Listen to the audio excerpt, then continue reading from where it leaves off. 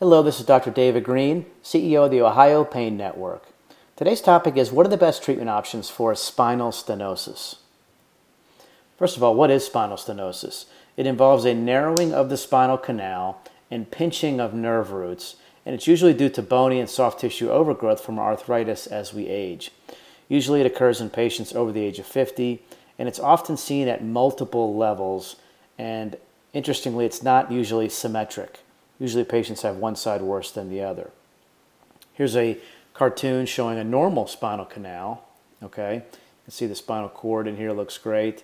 Now with spinal stenosis, you have overgrowth of these joints here and soft tissue overgrowth as well. You can see that you start impinging on the spinal canal from the various overgrowth. Okay, that's how spinal stenosis occurs.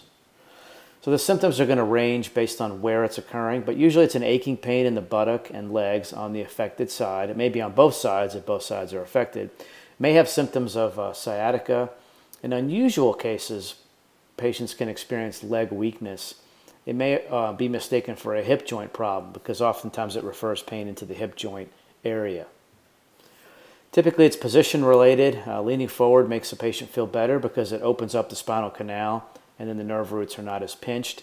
So, when you look at a textbook, it often shows a picture of a patient leaning forward on a shopping cart. And that's because patients will say, I feel better when I go in the shopping supermarket because, and I'm leaning forward, and that's why. It's because it frees up those nerve roots. When a person is walking upstairs, they're leaning forward, so they'll often feel better. You have to distinguish between neurogenic claudication, which is spinal stenosis, versus vascular claudication. Spinal stenosis, the neurogenic claudication, has pain that starts in the buttock and thighs and goes down, whereas vascular claudication is due to peripheral artery disease. As a person walks, they start to have pain in their calves, and it's usually time-related. They'll say, I've walked 50 yards and it starts to really hurt me. It starts in the calf and goes up. Okay, so neurogenic is usually position-related. Vascular is usually time-related with activity. In reality, most people with spinal stenosis don't have symptoms. Okay, they may just have positional related. Treatment options: over-the-counter non-steroidal anti-inflammatories and Tylenol is where it should start. All right, just the basics. With prescription medications, there have been some studies showing that Neurontin and Lyrica can be very helpful. They're non-addictive, and they can help stabilize the nerves. They're called neurogenic membrane stabilizers. Physical therapy can be very beneficial. Also, spinal decompression therapy, which is intermittent computerized traction. The gold standard for spinal stenosis involves epidural steroid injections. There are 3 types. You can see one here. This involves injection into this area called the sacral hiatus. This is a caudal epidural injection. And that works really well because you inject numbing and steroid medicine here and it migrates up, and it can actually relieve spinal stenosis pain at multiple levels in the lower lumbar spine. When or not to have surgery for spinal stenosis is truly a quality of life decision. All right, no one ever died from spinal stenosis. It's elective whether or not to have an operation. So considerable conservative treatment should be tried first. If a person is going to have surgery, usually it's just a lumbar laminectomy procedure. You can see it here.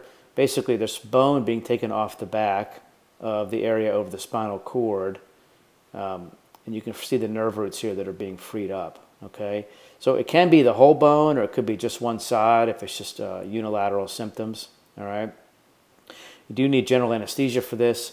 It's about a 1-hour procedure. Typically, you don't need a fusion, but if you do, then it's best to do it at the same time. If you don't do the fusion, about half of patients end up with some back stiffness post-operatively. Usually it's a very high success rate, but you can end up with some scar tissue around the nerve roots that are freed up, and that can cause persistent pain later on. That's called post-laminectomy syndrome. The bottom line with spinal stenosis is that surgery can be avoided over 90% of the time. Epidural injections can be repeated every few months. It truly is a quality of life decision. If you have a spinal fusion added to the procedure, that it's a whole new level of complexity and potential complications. The top non-operative pain management in Ohio is through the Ohio Pain Network.